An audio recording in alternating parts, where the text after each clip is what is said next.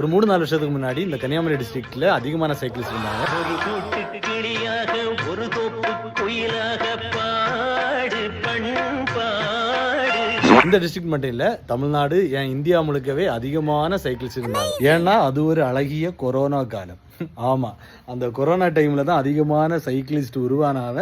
அதே நேரம் அந்த கொரோனா டைம்ல நானும் சைக்கிளிங் பண்ணலாம் அப்படிங்கிற ஒரு இன்ட்ரெஸ்ட்ல சைக்கிளிங் உள்ள வந்ததும் ஃபிட்னஸ் இம்ப்ரூவ் பண்றதுக்காகவும் இல்லைன்னா என்னது அந்த தனிமையை போக்குறதுக்காகவும் ஒரு சைக்கிளிங்கிற ஒரு விஷயத்த நம்ம என்ன செய்தோம், கையில எடுத்தோம். இப்போ என்னன்னா பலவிதமான சூழல்களால நம்மளால என்ன செய்ய முடியல, சைக்கிளிங்கை தொடர்ந்து பண்ண முடியாம இருக்கிறோம். அப்ப அந்த சைக்கிளிங் பண்ணும்போது நமக்கு கிடைச்ச அந்த எக்ஸ்பீரியன்ஸ் அது இப்பவும் நம்ம நினைவுல இருக்கும். அப்ப நீங்க ஒரு கொரோனா பேட்ச் சைக்கிளிஸ்டா இருந்து இப்பவும் சைக்கிளிங் பண்ணிட்டு இருக்கீங்க அப்படின்னு சொன்னா இந்த வீடியோவை இப்போ சைக்கிளிங் பண்ணாம இருக்கக்கூடிய கொரோனா பேட்ச் சைக்கிளிஸ்டுக்கு ஷேர் பண்ணுங்க.